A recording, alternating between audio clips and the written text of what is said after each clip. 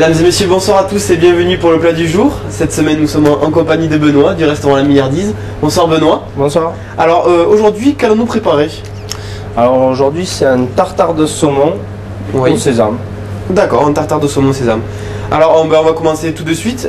Alors je vois notre morceau de saumon devant nous. Voilà. Alors au niveau du choix du saumon, qu'est-ce que vous préférez ici à La Milliardise?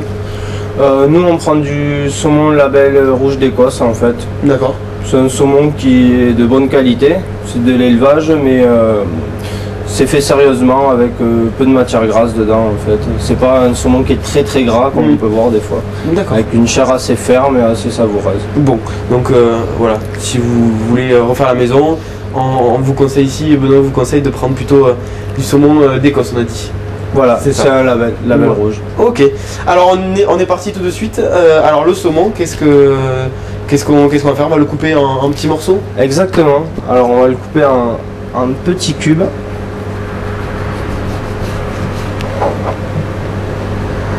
Voilà. Donc là on va préparer une portion pour une personne, c'est ça? Voilà, une personne. Donc on commence tout d'abord par couper en tranches, puis ensuite on va le recouper pour obtenir des petits cubes.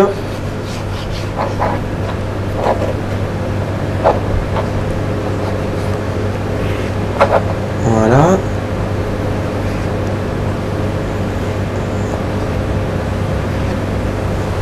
Donc c'est très facile à réaliser à la maison. Oui, voilà. Parce que couper en cubes, le critère essentiel est la fraîcheur du saumon. Après, il n'y a rien de bien compliqué. Voilà, on lui met un petit cube.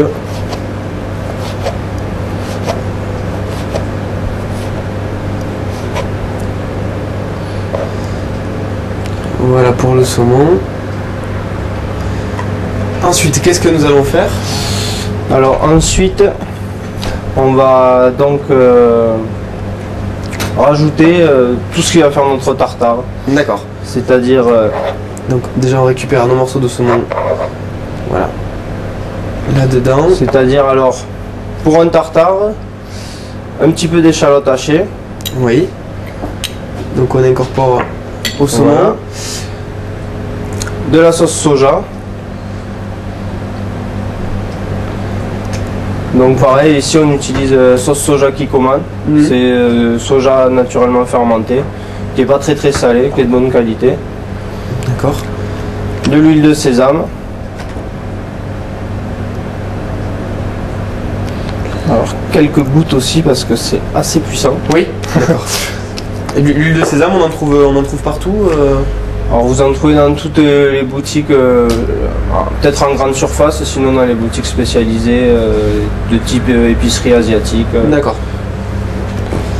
Ok, alors justement, les graines de sésame. Voilà, les petites graines de sésame. Donc là c'est pour ajouter un petit goût craquant. Voilà, bon, le goût il est surtout dans l'huile en fait, mais bon, ça permet de voir... En tout cas en termes de texture, ça apporte un petit peu de craquant exactement.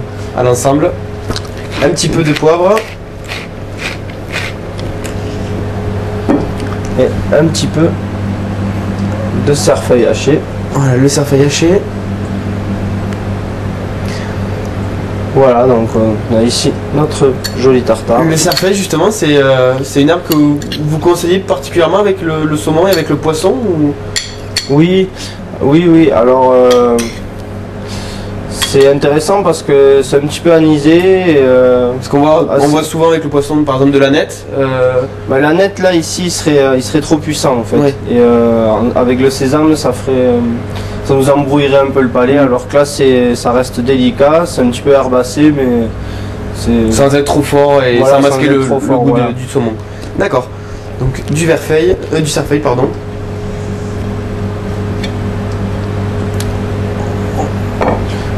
On va récupérer donc tout ceci. Hop, alors on va se mettre dans l'assiette. Voilà. Le brossage, tout simplement. On a pris notre cercle. Donc là c'est vraiment purement pour l'aspect décoration et voilà, c'est pour la beauté de pour que ce soit bien centré. Donc évidemment à la maison, si vous avez des emporte-pièces qui sont carrés, rectangulaires, triangulaires, ça ne pose pas de problème. L'idée c'est juste d'avoir quelque chose de... La petite surprise, c'est la glace. Ah! Alors un peu de glace dans une entrée, très étonnant. Un petit peu de glace au wasabi. Au wasabi, d'accord. Voilà. Donc on reste décidément beaucoup dans l'asiatique. Bon, c'est une sorte de version de sushi un petit peu... à la sauce du chef. D'accord. Voilà. C'est-à-dire on a tous les ingrédients, la sauce soja, le wasabi, comme quand vous allez dans un japonais manger votre saumon. Mais là c'est un petit peu préparé différemment. Ouais. D'accord. Là au niveau de la crème glacée au wasabi, ça se trouve assez facilement ou pas? Non. Non. D'accord. Bon, donc si vous voulez déguster, il faut venir absolument ici. Je suis désolé, parce qu'en fait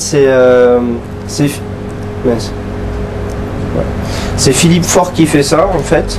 D'accord. Et celle-ci il le fait que pour les restaurants. Il y a une très faible demande quand même. Donc peut-être qu'un jour ça sera commercialisé, mais voilà. Philippe Fort c'est un glacier qui vient d'Ariège, si vous connaissez. Oui, qui est assez reconnu. Alors justement, le wasabi, normalement c'est assez fort. Alors, la crème glacée wasabi, ça donne quoi? C'est quelque chose de fort aussi ou pas? Alors la crème glacée wasabi, justement, ça donne la saveur du wasabi, mais de par déjà le froid, ça atténue un petit peu. Et c'est plus onctueux, c'est vraiment assez intéressant. Bon, bah, en tout cas très intéressant à découvrir. Là on en a terminé pour notre tartare. Là on a terminé. Voilà. Tartare, voilà. Donc on a devant nous, on le rappelle, un tartare de saumon au sésame avec une petite quenelle de glace wasabi. Bon, très bien. Au niveau de la préparation, au niveau de temps de préparation, on met à peu près combien de temps si on souhaite refaire ça à la maison? Bon, évidemment, il y a des éléments qu'on n'a pas forcément, mais un tartare de saumon...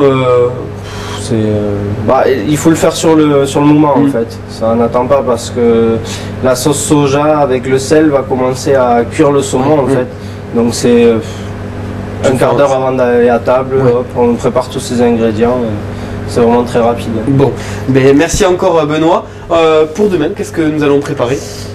Pour demain, ça sera un moelleux au chocolat et au praliné. Et au praliné, d'accord. Donc demain, nous repassons au dessert. Merci à tous et bonne soirée sur Toulouse Info. Au revoir.